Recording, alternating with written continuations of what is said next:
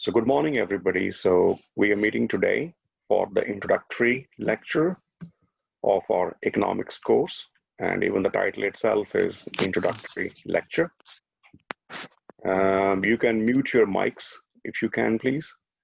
After some time, I will make an announcement that now I have taken a pause, so I'm no longer recording. So then you can ask me questions, or if you want to make some comment, and then you can unmute your mics and have a chat with me. But for the next 10 minutes, you can keep your mics on mute. So I go to the topic straight away. Economics is a vast subject. Because it's very vast, sometimes it's difficult to define. People discuss economics from various angles, and they have different points of view, and some of them are often contradicting one another. There is a very famous saying that where there are 6 economists, there are 7 views. So there are always different conflicting opinions, views, and ideas. Economics come from basically multiple disciplines. In fact, economics used to be called as political economy. If you look at very old texts, old books, or the chapters about the old economics. When I'm saying old economics, it means I'm talking about the 17th, 18th century. At that time, it was called as political economy. Political economy. So politics was not a separate discipline. It was, in fact, economics was not a separate discipline. It was part of the politics or the polity or the political science. Because all the economic affairs were run by the kings and the emperors and the maharajas, and there was hardly anything left for the private sector. So the private sector itself was very kind at the mercy of the kings and their bureaucrats. But now economics is so big that itself is a separate discipline. In fact, economics itself is further branch out. Should I give you an example of political economy? If you look at the name, London School of Economics, its full name is London School of Economics and Political Science, something. So it's like London School of Economics itself still includes, because it's a very, London School of Economics is symbolizing the very ancient view of economics. So they still call it London School of Economics and Political Science, because they still believe that the origin of this discipline was out of politics. And then this field, once this economics and political science or the politics got separated, then economics made its own progress, its own development. And then economics became so big that it has to be split between financial economics, labor economics, industrial economics, agriculture economics. And would just be, I hope you will be surprised that we even have football economics, because in many countries, like in UK, there are this English Premier League is so popular and it's so rich, so much full of different dynamics that they have created a program on football economics, which means what is the economics of these football clubs, how the players are traded, how you put the premium on them, what is the loss to the club when somebody leaves, all this mathematical calculation. So economics has become very vast. But broadly speaking, if I have to name a few branches of economics, I would say that it's labor economics, agricultural economics, industrial economics. We even have some kind of transport economics and welfare economics, by the way. Who can forget welfare? Welfare is very important, especially when you are in Scandinavia. So if you are in Finland, then you'll be knowing about the welfare economics as well. Economics got split into economics, mainstream economics, which include all these disciplines which I mentioned, but it also includes the business studies. So first of all, it was political economy, then politics and economics got separated. Then economics became so big that even economics have to be divided into two parts. And those parts were mainstream economics and the business studies. The mainstream economics included all the disciplines which I just mentioned: labor economics, agriculture economics, etc., etc. And then the business studies itself became a separate disciplines and included marketing, accounting, finance, entrepreneurship, organization, and so on and so forth. And now these disciplines are getting so big. For example, my field is finance. Then finance itself became a separate discipline. For example, corporate finance, investment finance, sustainable finance is very popular these days, behavioral finance, and so on and so forth. So life evolves. That is the beauty of academia, that we evolve with the time. So we never get grounded in the history. That is the beauty of this world of academia, that things grow, things improve. We take good things, the good things turn bad afterwards, the bad things are buried, and again the cycle, life cycle starts. Yeah. So next thing I want to discuss with you is that economics has different school of thought. As I said, that economics can be defined in different ways. And the first school of thought about economics is called wealth. And you can see here the classical school of thought. It says that economics is a science of wealth. And this idea was developed in late 18th century and the early 19th century. I don't know if you have heard the name, but we have a gentleman, we call him father of economics, and his name is Adam Smith, a very famous Scottish economist, Adam Smith. And he wrote a book called Wealth of Nations, which is a classic. I have the original textbook. If you want, I can share with you. I don't know how much sense you will make it. But Wealth of Nations is a classic in the field of economics. And it says that economics is all about wealth. So basically, according to that definition, the human beings are not important. Wealth is important. Economics is all about how to generate wealth, how to become rich. It has nothing to do with the human welfare.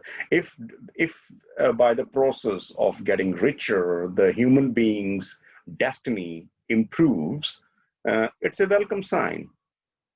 But the idea is not to improve the human being's welfare. The idea is to generate more wealth.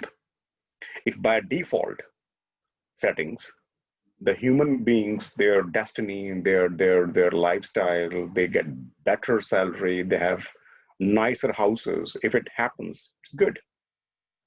But that's not the purpose. Now, how many of you think that this idea is possible to accept in the modern world? You can unmute your mics and I won't.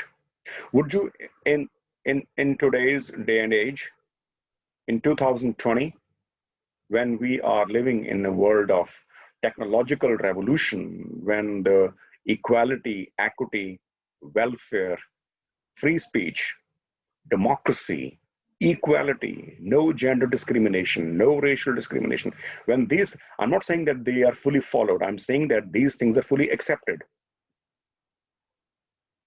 Do you think that this way of thinking can ever be accepted in the modern age? But it was accepted during that time. Look, this book was published. Now I remember, this book was published. I think it was published in 1776. Wealth of Nations by Adam Smith. And what Adam Smith said? Man is secondary. Man, not gender specific, but the human beings. The mankind or the human beings are secondary. wealth is primary. Wealth is the primary. Now, I repeat my question. Do you think that this way of thinking can ever be followed in modern age? Lisa? Yeah, I think that formally it can't be accepted, because now like every country says that everything is made for the human beings, and that's it. And but I think informally this view can be accepted, because sometimes things that are done in the economy, in the economics, they can harm people, and not every time the government thinks about people when they do something in the economy. Yeah. So you believe that, or you think that this idea that the wealth is primary and man is secondary, in a way, is still observable, and I don't disagree with you, actually. Yeah, I think it's partially accepted. Yeah. I think. Yeah. Can I say something? Yeah, please go ahead. Yeah, I think we have a really great example of the wealth going ahead of human beings. Quite recently here in Finland, if you followed the news, we had the paper factory in Jämsä, Kaipolan tehdas. So basically what happened, the UPM closed down the factory, even though the factory itself was producing really well. And now they have to lay off, was it like 400 people at least, even though the factory itself is making money all the time. But they laid out this factory itself because the government's taxes for diesel and so on is way too high. So they are not making enough money, even though the UPM, the company, was well profitable and all the owners are taking the money from the company. So the factory itself is producing money, but in the bigger picture, it's not making enough money. So they are letting the people go. So at that point, all the wealth is going ahead of human beings. Yeah, I fully take your point, Janne. That's true, but was it Janne who said? Oh, yes. Okay, yeah, thanks, Janne. Yeah, but I agree that when you look at some random examples, when you see some very micro level examples, we get the glimpses that yes, the human beings are still at the back burner, and the wealth is still the primary objective, which to large extent is true. But I see from this different point of view that now at least there is a discussion, there is an acceptance in the constitution that people are equal. At that time, when this book was written in 18th century, not many countries were even democracies. Not many countries were the elected governments. Most of them were monarchies, and those very imperialistic system, not capitalistic, but very imperialistic system of doing things, when the kings and their coterie and all those people were super important. Okay. Yeah. Okay. Can I add something? Yes. Yeah. Yeah. I think human beings should be the center of everything. Everything should be for the good of human being. But the wealth is like if you put the wealth for the primary, I think that the circumstances might be crucial. Like a human being can do everything to be wealthier. That includes harming others. But for the good of human being, it's yes, being wealthier is important for the people and for the government as well. But it should be, I think, like a secondarily, because like everything is for the good of human being, like at the end of the day. Yeah, that's right. That's the modern way of thinking. We will gradually move to that discussion part as well. That what is a modern school of thought. And of course, nobody will be accepting that there is a domination of wealth over human beings in the modern life. So we move on. But then this way of thinking, as you guys have actually criticized a lot, that this is not a good idea, even though it happens still. But in terms of academic debate, this is not an accepted idea that in the modern day and age, we give man, the human beings, the secondary importance, and the wealth dominates. No, I don't think this is an accepted thought, at least not in the democracies, not in those countries where the human life is very, very important. Gradually, this way of thinking changed, and we went away from material to man, which means the focus of discussion shifted from wealth to man, the human being. Man, please don't take it in the gender specific. Man here represents the mankind, the human beings. So the idea that wealth is important was castigated, was criticized, and eventually it went to the human being, that the human beings are more important than the wealth per se.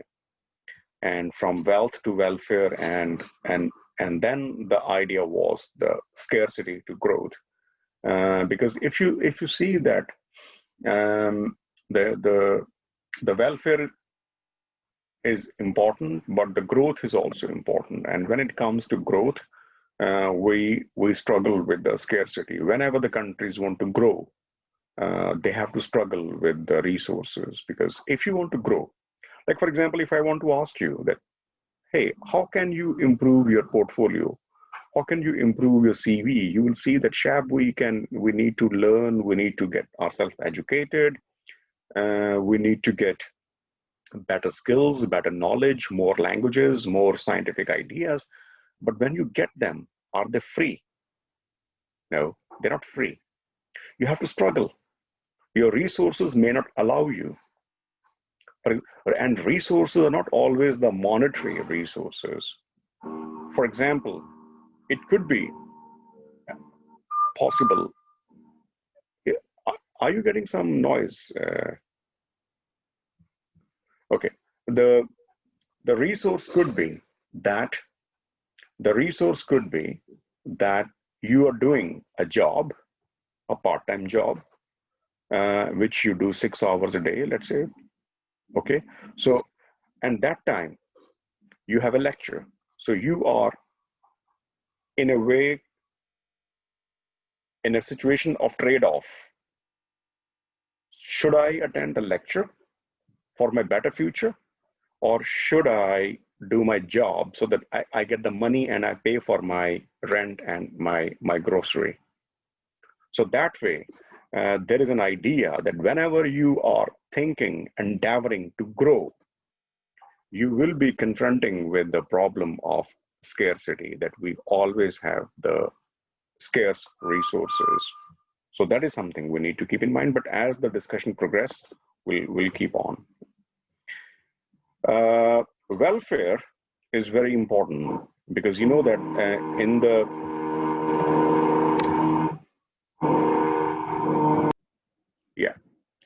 the word welfare is very important. If you look at the 19th century, in the 18th century, the word wealth was very important, but in the 19th century, there was more discussion of the welfare, especially in Europe, because that was a time when many reformists, this is why history is very important to study economics, that in the 19th century, there were a lot of reformist movements were going on in Europe and elsewhere, especially in Europe.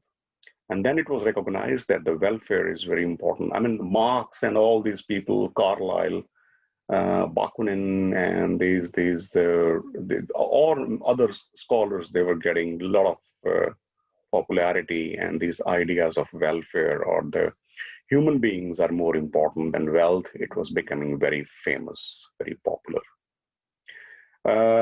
The word welfare is very glamorous, is a very nice word, but at the same time, this word welfare is very confusing as well, because it's difficult to measure the word welfare. Because if you see the welfare is measured quantitatively and qualitatively. The problem is that you can measure the quantitative welfare, but it's very difficult to measure the qualitative welfare. If you are working hard, or if your salary increases, you have an increment, you get the bonus, that will increase your welfare. This welfare is measurable because the country's GDP improves, the per capita income increases, per capita consumption increases, per capita access to automobile increases, per capita ownership of houses increases. So all these things are visible, seeable, measurable. You can feel them, you can see them. But the problem is that that part of welfare which gets increased because of some listening to some good music, with the fresh air, with a nice atmosphere, with the clean water, that kind of welfare is non-measurable. So there is a problem that even though the welfare is very appealing, we all agree that yes, welfare is very important. I mean, which human being would be talking against the human being's welfare? But the idea is that, okay, this is a very good idea, but what is at the bottom level? How to measure it? The measurability of some part of welfare is quite a problematic. And that's why, despite the notion, the concept of welfare is very crucial, very important, but we are having a limitation of measuring it. I want to ask you, can you give me some examples of welfare which you can measure, and some ideas of welfare which you cannot measure?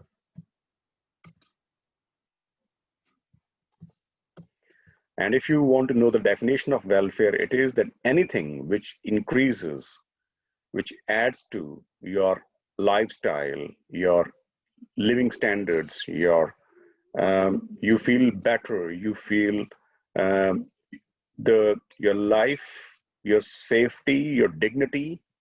If all these things improve, then you can say that yes, the welfare is growing. Like if you look at the Finnish state, in Finland, people are having decent lifestyle on an average. The living is really good. It's safe, it's secure, it's non-discriminatory. So all these things are adding to the human being's welfare. So when you have the respect for life, when you have the right to property, right to knowledge, okay, and when you feel safe and secure, that is where the welfare comes in. But my question to you right now is that, do you think that we have the issue of measuring the welfare? Certain types of welfare you can measure, but the other type of welfare you cannot measure. And the welfare which you cannot measure is not less important. That is equally important.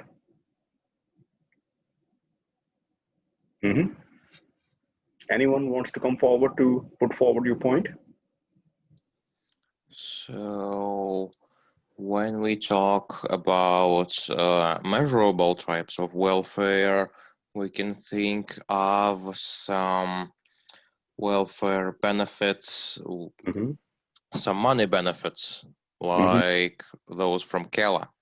When you lose your work, you will have some kind of pension. Yes. And thus you can measure, does it make enough for you to live or not? And so you can measure your welfare in that case. That's right. That's right.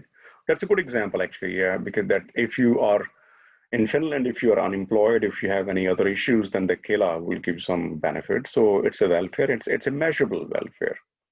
The non-measurable welfare. Okay, I give you one example which will be explaining both measurable and non-measurable welfare. Let's say the city of Jyväskylä increases the recruitment of nurses in the hospitals.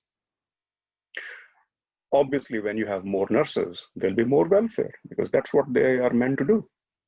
This is a measurable welfare because you can see that, hey, there are 200 new nurses. You can get the stats. You can get their salary, how much they get. Okay, it means the state is spending. Okay, you can see their qualification that out of 250 are a more specialist for some pandemic issues, and 150 are more for general health check, which both are equally important. But what you can't see, what you can't measure, that how good they are performing their duties. Are they polite?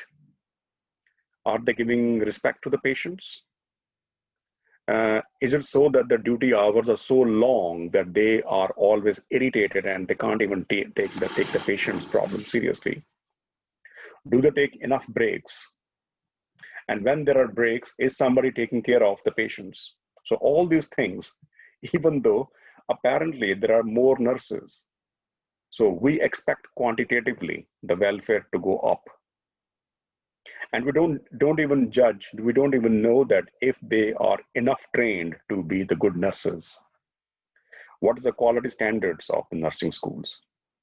So these are the things, the behavioral things, the attitude things with your how you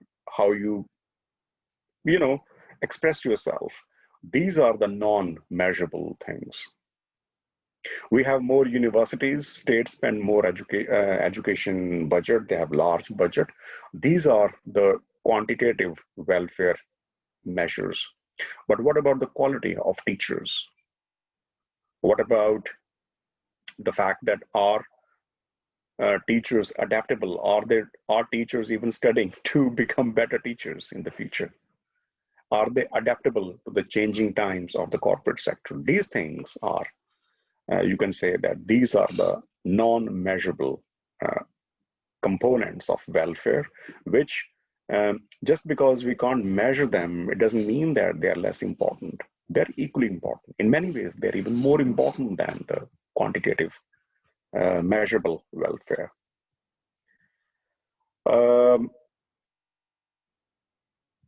I give you a small snippet here. This is a piece of news which I took from BBC Business News, and I want you to read by yourself. I give you 5 minutes. You go through this text, and after 5 minutes, I want to get some ideas about welfare from you based on this text. So I make a pause now.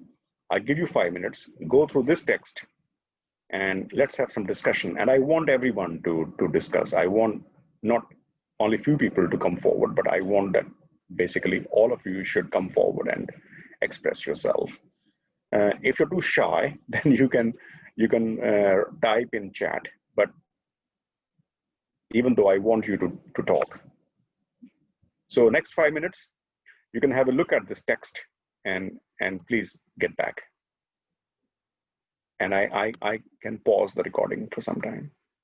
People a lot of people in Finland, for example, are quite depressed, or depression is not like very unusual here. So people might just be comfortable with the idea that they'll be getting a certain amount of money in a month, and then there's no real incentive to be hardworking or to get a job. And the system we have now just basically tests like how well can you apply for jobs and then prove to Kela that you have applied to jobs, but then actually not getting the jobs and keep getting the benefits without having to work. Or that's what I've heard and read from people are doing. Yes, good idea. Yeah, I got your idea that the welfare system, even though it's very, look, in economics, one thing you should learn, I'll be very happy if you really follow it, that don't take the sides.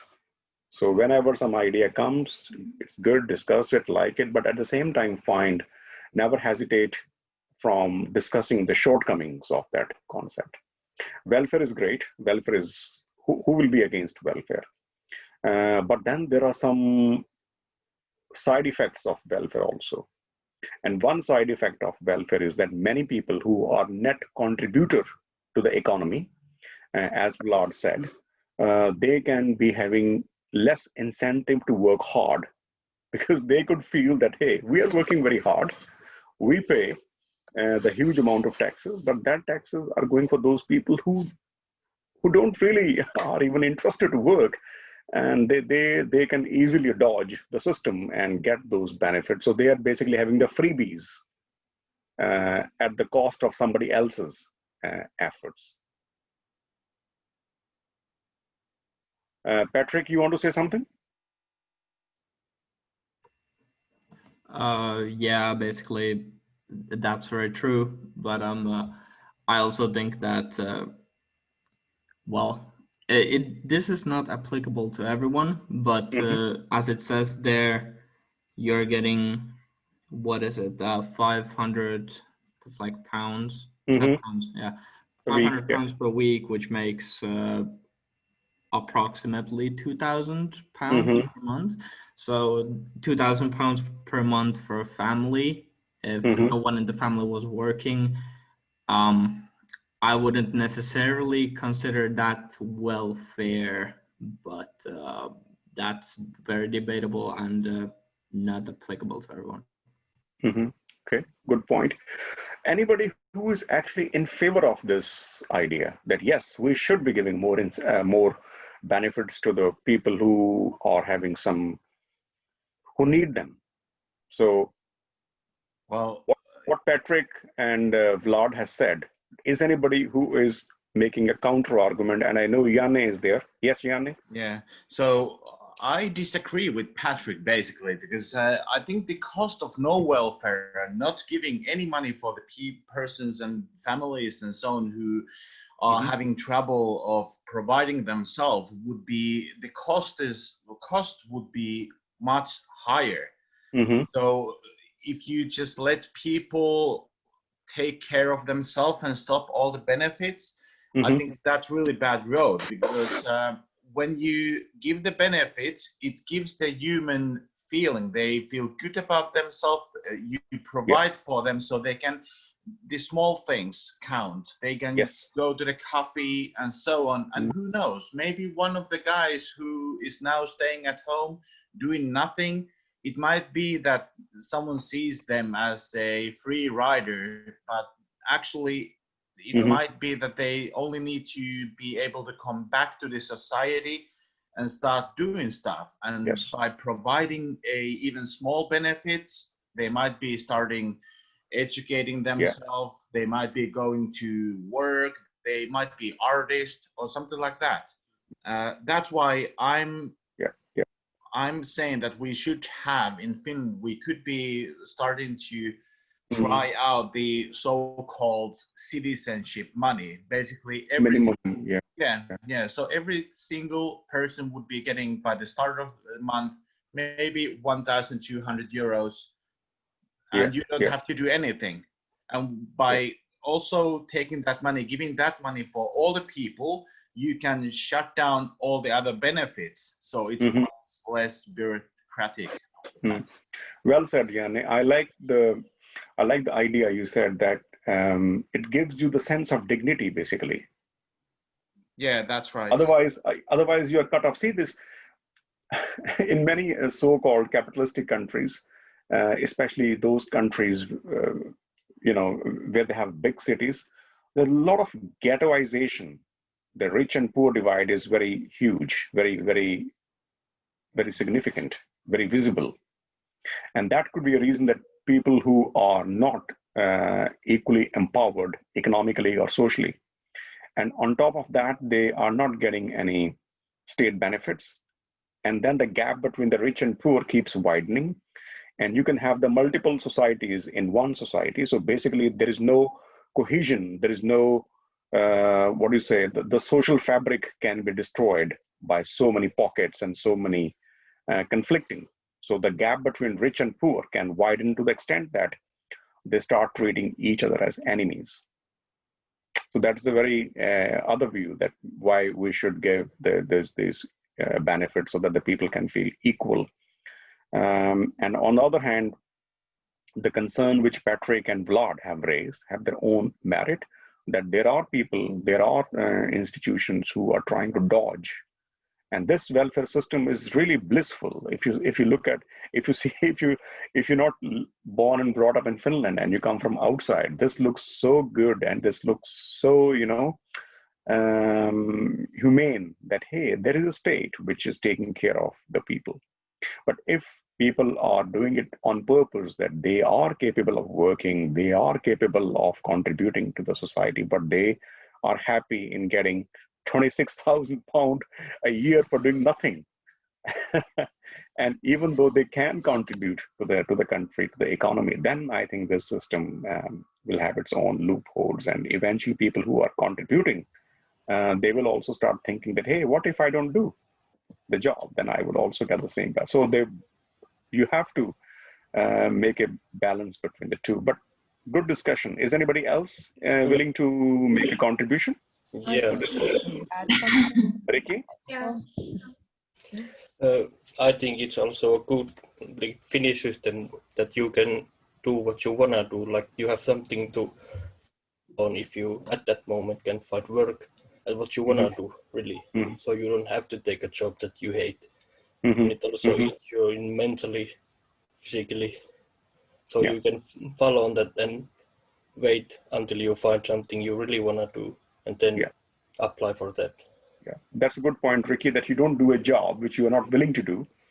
So there's no distressed employment. I call distressed employment as that job which you do because you have no choice to do. So you don't like it, but because you have to pay your rent and you have to pay for your kitchen, groceries, so you take it up, but you're not willing at all to do. There are many jobs which I will not like to do, but if I'm compelled to do that job because of some my economic or my social compulsion, then that's not something I'm very keen on doing. Good point, Ricky. Yeah, well done. Anybody else? I overheard somebody.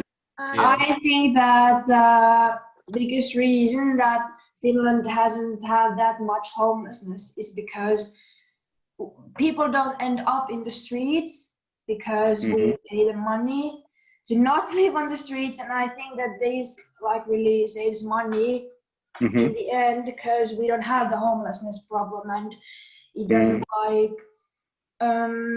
put pressure on our healthcare and stuff. Yeah. I think it's a good point. If you give a house and if people are able to eat good food and good quality food and they have a house, 4 walls to live in, then there'll be less pressure on hospitals. So either way, it evens out. Yeah, and probably you will get a job, more likely if you have a home and a stable way of living than if you live on the streets. Yeah. Yes. Yeah. I also wanted to say. Who's that? Vladislav. Yes, Vladislav. Yes. So about that argument that British Chancellor brought to our hearing about hardworking families. This is a sign of economical philosophy that states that people who don't work, they don't want to. So it is their choice. But if we see another economic philosophy, like more left-wing one, we may see that their opinion is that those people who don't work, in many cases, don't have the opportunity to do so. So they could be wishing to work, but they don't have an opportunity. So we have the conflict between two economical philosophies. When there are lazy and hardworking people, this is one philosophy, and the second philosophy is that there are people who are just unlucky, and the people who actually were lucky to have the workplace. Yeah. Well said. Well said. Okay, so we have a similar topic coming on the next slide, and I want you to do the same job again. Sorry, I forgot to write here. It's a term, so not what is term? Yeah, term welfare. Okay, so I give you 5 minutes again, and go through it, and please give some of your ideas. And once again, the full article, if you're interested, you can read afterwards, and the link is given here. It's from Washington Post. But I give you 5 minutes as before, maybe less than 5 minutes, be quick, and go through it.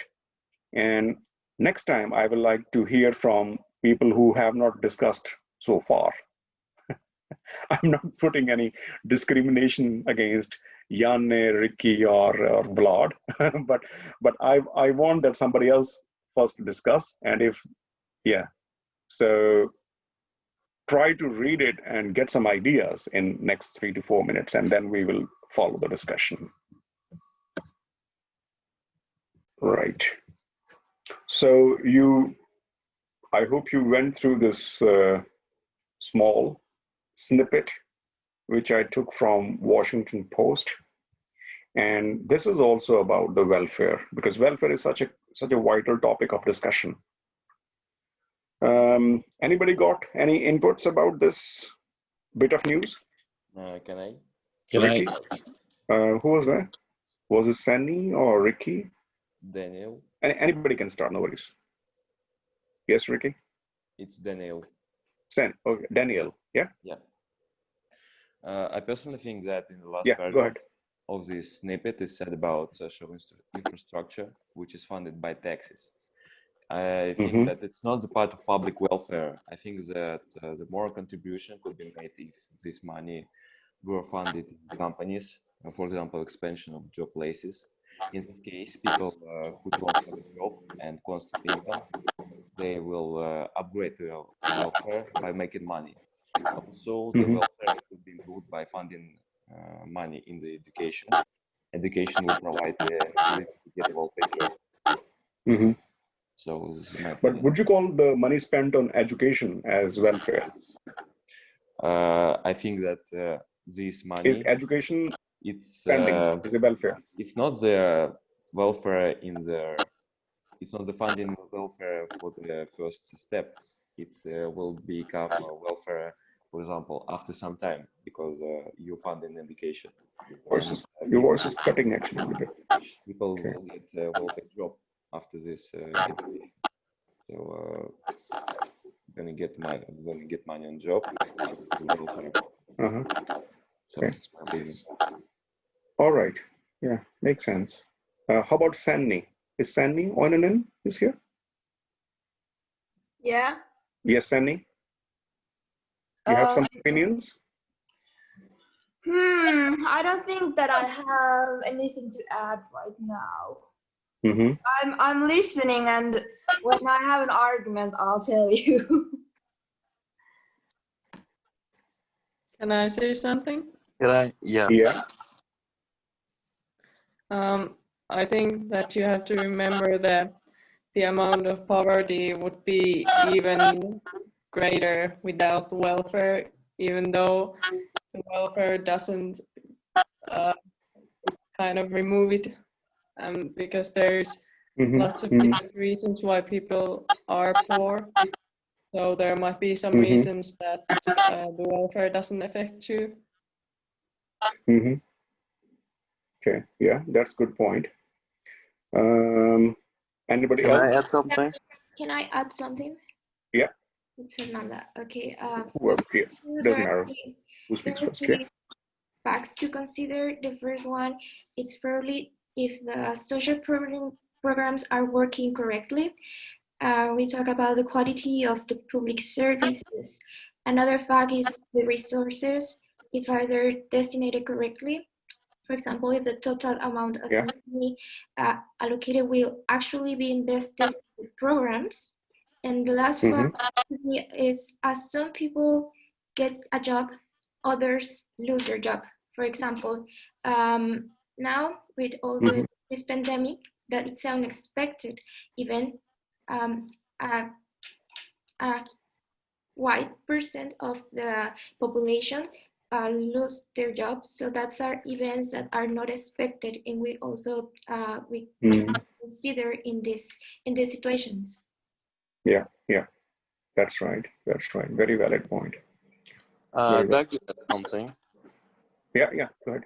Well, what I understand from the first sentence, which is like there's been no reduction in poverty. Do you hear my voice well? Yeah, I hear you. Okay.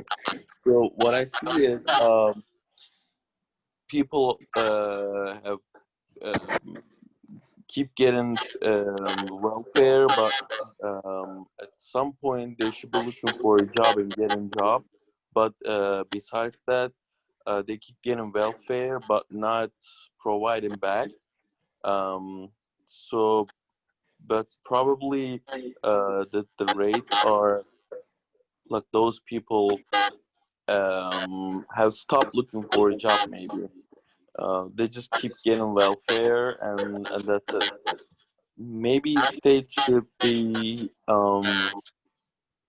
telling them like providing them a job. Maybe they could have to accept it at some point. Yeah. And at some point they should be providing for them for their family and for themselves. Yeah. Maybe like it should be limited for basic needs. Yeah. The welfare should like provide basic needs. Yeah, yeah. That's fine. That's fine. One thing which yes. There are some problems with the sound. A lot of people hear sound lagging. So we can't hear other people's what they say. Okay, I'll check. Okay, but can you hear me now? Yeah, we can hear you. Okay, all right. I'll see to it. I think there is some. Even I had some. Sometime I was not able to listen, but okay. But one thing which I want to discuss about before we move to the next slide is that here there is a problem of the word. There is a confusion about the definition of welfare, because what they say is that if you are having a road, or if you are having a hospital, or if you are having a school where people of rich and poor families study together, then you cannot say that this whole amount of money spent on the education or the or the health is purely welfare, because welfare has to be targeted. You never give welfare to very rich people. But if the very rich people are also studying in the same school or using the same road, which poor people are using as well, then you cannot say that the entire amount of spending to make the road is a welfare expenditure, because people are paying the wealth tax, the road tax as well. Okay, so the whole idea of measuring the welfare is confused. That's why this paragraph is saying that even though the US government is spending trillions of money on welfare, but where is the poverty reduction? People are still poor. And then eventually they find out that, hey, we know where the problem is. The problem is that we are not able to define the word welfare properly, because we are including everything, regardless of who the end user is. Without identifying the end user, we are calling basically everything as a welfare. So tomorrow they can say that even the defense equipment which they're making is also a welfare, because it's keeping people safe from the outside aggression. So the word welfare, even though that is exactly the reason that I gave you these two paragraphs, that first of all, in the first paragraph, you get some idea that how the welfare could be misunderstood and how people are having some reservation against the word welfare, because people who are net contributor to the tax, the exchequer, the treasury, they may feel that, hey, why our money is being used to. I know when this Brexit was happening, and people who were in Britain, and those who were right wing voting against, who were not willing to be part of EU, the only argument they were giving that, hey, Britain is giving so much money to the rest of Europe, and our British taxpayers are giving so much money to the poorer countries in Europe, and even though it was not very true, because Britain was gaining as well. So this is a normal accusation leveled by people who are paying taxes. And the second, which you guys just discussed now, is that the very definition, the very concept of welfare can be misunderstood. But thank you very much, and let's go on to the next slide. As we discussed, that welfare is dependent on both material goods and non-material services as well. If a house, which is material, gives you welfare, then watching a movie or attending a session, a training session, which is non-material, like what, for example, what I'm giving you now, or what we are producing now, basically at this moment, we are producing to the GDP of Finland. And what we are producing now, we are producing knowledge, we are producing ideas. But the question is that, are these ideas, knowledge, are they material? No, they are non-material. So the non-material production of welfare is not lesser important than the material goods which can give the welfare. So the welfare is dependent on both tangible, intangible, physical, non-physical, material, non-material goods and services. Okay. The next school of thought after welfare is very realistic. Wait a sec. The wealth-oriented definition was given by Adam Smith. I forgot to mention that the idea of welfare was originated by very famous economist Alfred Marshall. Alfred Marshall was the economist who was very much into welfare, that man is important, not the wealth. The third definition, which we discuss now, is very practical, very realistic.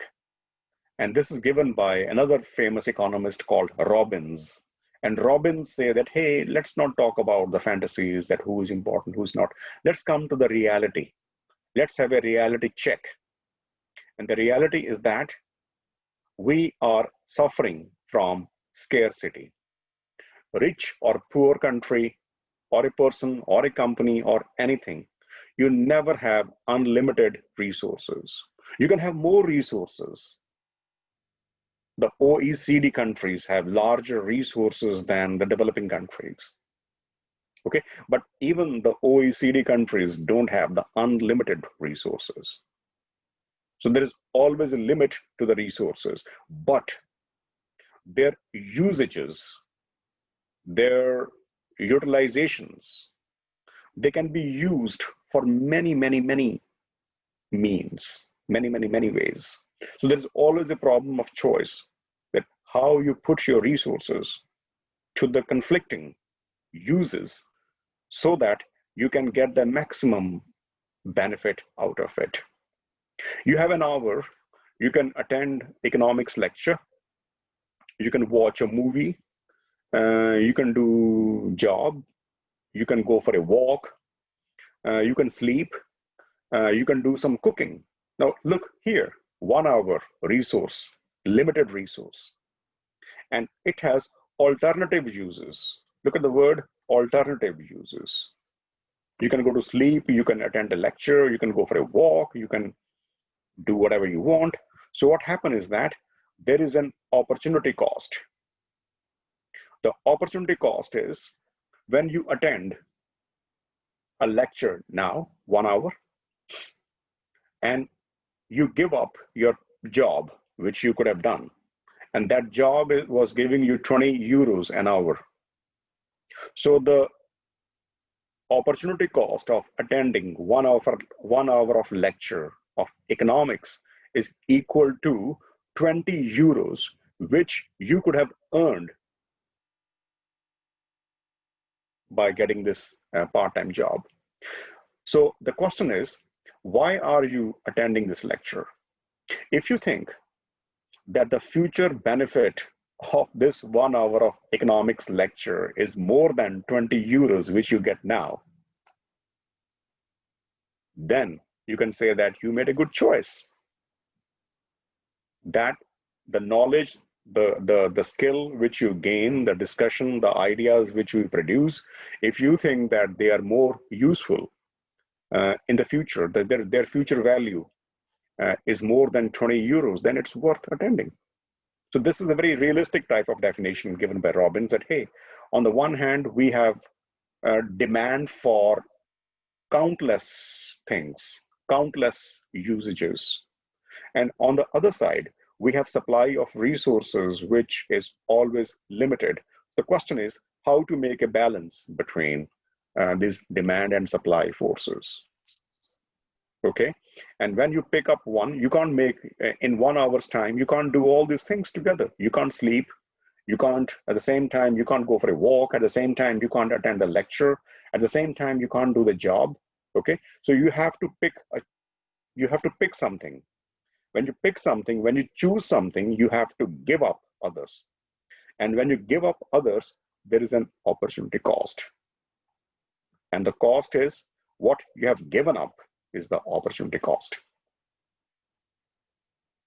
Okay, so this is a very realistic kind of definition given by Robbins, that the reality is that we are always grappling, we are always struggling with the unlimited wants and the limited resources.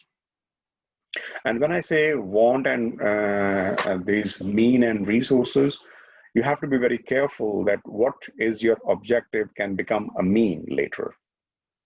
Okay, right now you are studying towards your IB program, you'll be getting the BBA degree. So this is your end objective. Once you achieve it, it will become a mean to get a job, or a mean to get admission to the master's program. So this, the objective itself can become is very dynamic concept. Okay, and I will talk about the production possibility curve now. This is the production possibility curve. Have a look at this curve. And if you see this curve, you will see that, let's imagine that we are living in a very, very simplistic economy. You have only labor and machine in the country, labor and capital. And with them, you can produce food or clothes. These are the only two products we have. I'm making it, of course, we have the infinite amount of goods and services, but let's keep it simple. So you can either make clothes. I hope you can see the cursor moving where I'm trying to point out. There is a units of clothing, and then on the vertical axis, there are units of food. So you can either make food or clothing. And have a look at this red line, this red curve. Look at this red curve. It says that you can make no clothes, or you can make 8 units of food. Alternatively, you can make no food and you can produce 7 units of clothing. And in between, you have the various combinations.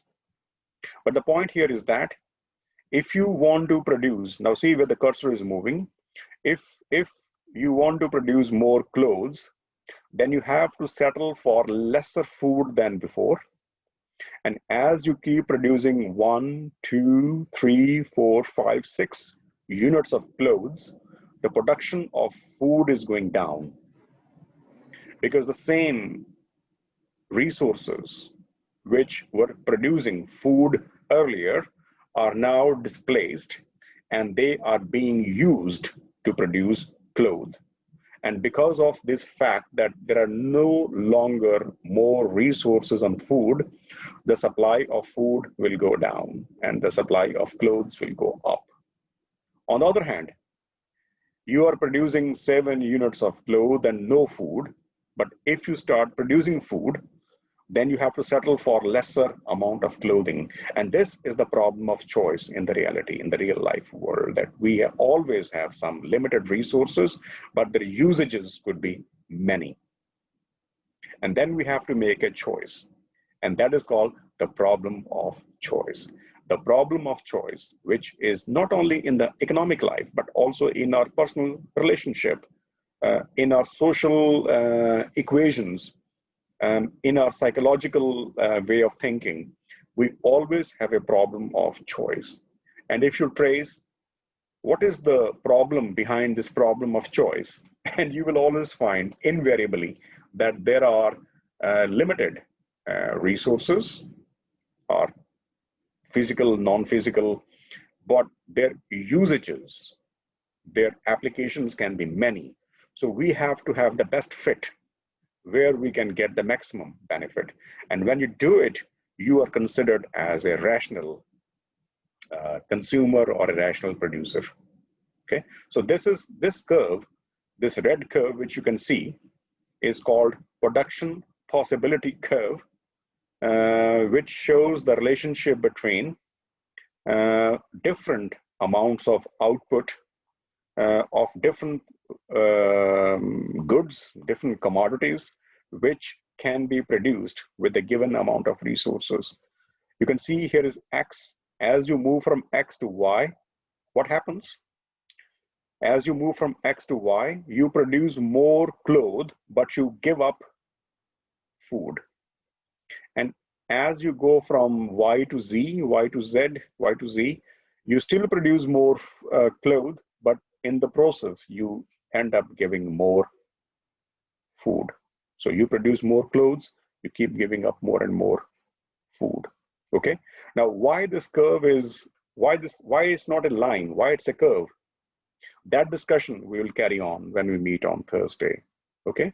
But this production possibility curve is very important concept. It shows that how well you are utilizing your individual resources, and a country is made of individuals. If we club all the individuals, then it becomes that how well a nation is using its resources. Okay. And if a country is not using its resources properly, this is a criminal act, which means that you are a resource not utilized properly is equal to the resource wasted, which is not pardonable job, basically. So this is the whole idea.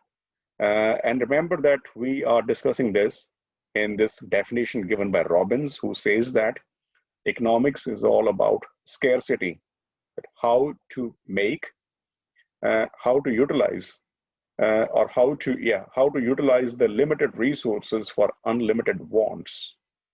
Wants are unlimited, but the resources are limited, so we have to make a balance between the two. I was reading once in a textbook, it says that the wants are like Hydra snake. I don't know if you know about the Hydra snake, but the Hydra snake is the one which has 100 heads. You take off one, the new one come. So you satisfy one want, new come. It never happened that you can say that, hey, this want is fully satiable. No, you can't satisfy a want fully. You want to buy a car, you buy a car, then you want to have a better car.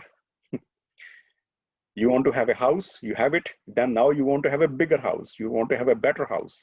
You want to have a house in the more posh colony where, you know, it's not just a house. First of all, you want to have a house to live in and feel protected. Okay, it could be a rented house, but then you want to, as your life evolves, you want to have more and more better facilities into it. So the life, the wants are, you never satisfy them. You can satisfy one individual want, but not all the wants, because they keep cropping, they keep coming up. It's very cumulative process, and it's an endless process. It never happens till we die. We always have some wants coming up, and they are recurring also. You can be very hungry and you want to eat food. You're desperate for food. Okay. Does it mean that you will eat food and you will never eat it again? No, the wants are recurring. Okay. It's 11 o'clock. you're very hungry, you're famished, you want to have your lunch, and you really have to wait. Around 1 p.m. you get lunch, and now you say, wow, now I'm feeling good, now I'm fine. But then after 5-6 hours you feel hungry again. Okay, because the wants are recurring, they never stop coming. Okay, so that's everything I have to say for this lesson. If you have any questions or queries, you can ask. We can stay back for some time, and this topic and these case studies which I discussed today. And no, not there are other case studies, not the one. These are in the slides, but I have also uploaded 2 more case studies which we will discuss on Thursday when we meet in the classroom. But any questions, any queries you have, please feel free to ask me now. Shab? Yes, Daniel? Yes, I wanted to ask you which one is the folder where we can possible to find the records of the lectures?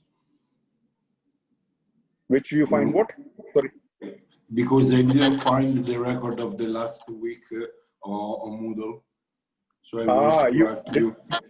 You couldn't find what? The study material or what? Oh, the study material, yes. The record of the lectures. Recordings. Excuse me. Recording. Yes, sir. Yeah, actually last lecture's recording is not yet in Moodle. So that's why many students are asking for the lecture recording from the last lecture. Actually, the last 2 lectures, there was not much recorded, to be honest, because we were discussing only about the course instructions. Okay. And there is no recording, but now today I'm recording, yeah? Right now, even though we are talking, I'm still recording it.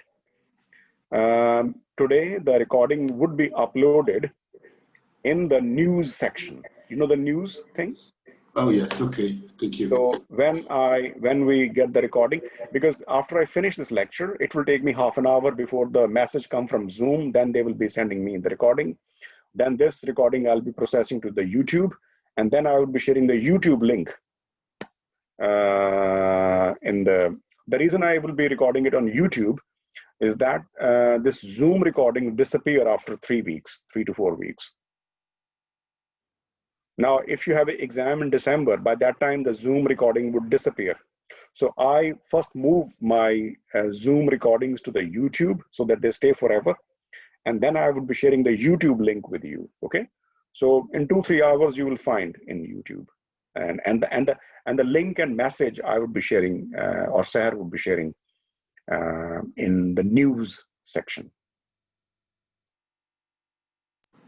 That's great. Thank you, Shab. No problem, Daniel. Anybody else?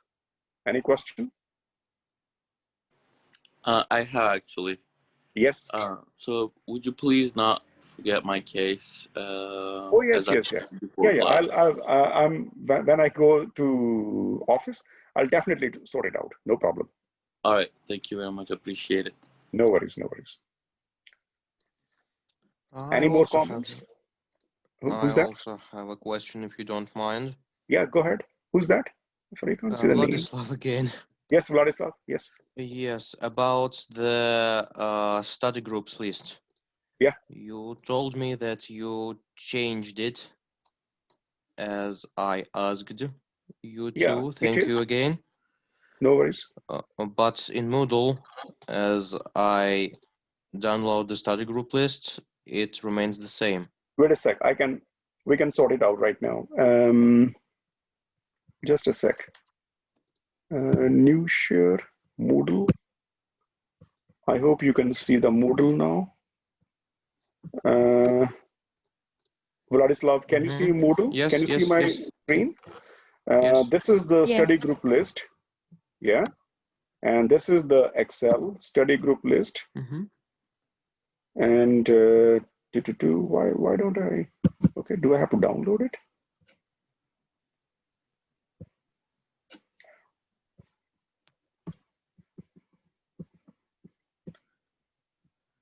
Just give me a sec. I can actually sort it out. Study group. Can you still see my screen? Yes, yes.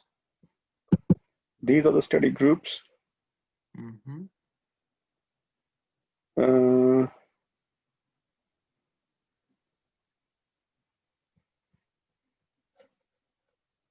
Yes, so it remained the same. Isn't what you, where are you now? Vladislav, you're here, Yes. yeah? Yes. Oh, you want to go to group number 6, yeah? I was in group number 6. Yes, I want to return. You want to now go back to group number 6? Yes, yes. Okay, I will do it. All right, no worries, I'll do it. Okay, thank you really much. No problem. It'll be done straight away. After we finish our meeting, I'll do it. Yeah.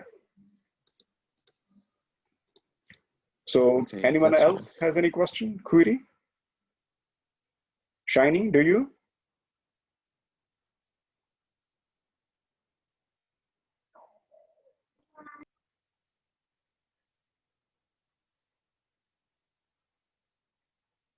No questions, no queries?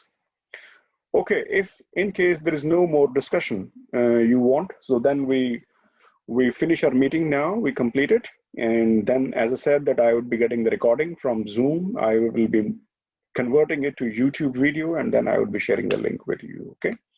So good to see you.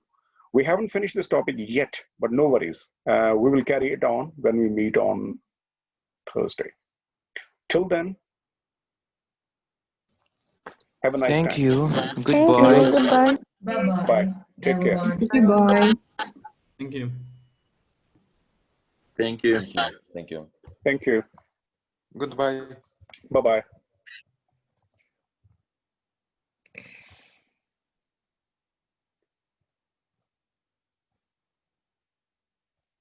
Seher, are there any...